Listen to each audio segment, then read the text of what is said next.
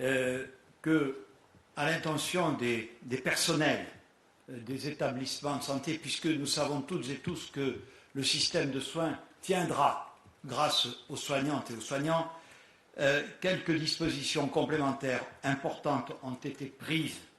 D'abord, afin de reconnaître par avance l'engagement des agents qui seront mobilisés par nécessité de service dans les jours et semaines à venir.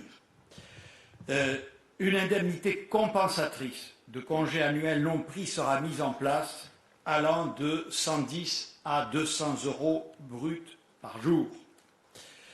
Par ailleurs, une enveloppe de 100 millions d'euros sera déléguée aux agences régionales de santé pour mieux organiser encore la gestion des ressources humaines. Enfin, j'ai décidé d'anticiper le versement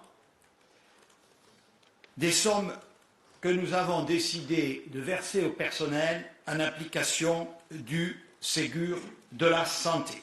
Vous le savez, cet accord historique que j'ai signé avec les partenaires sociaux peu de jours après ma prise de fonction prévoit une revalorisation de plus de 200 € par mois pour 2 millions de soignants à l'hôpital et dans les EHPAD, au profit des femmes et des hommes et qui font notre système de santé.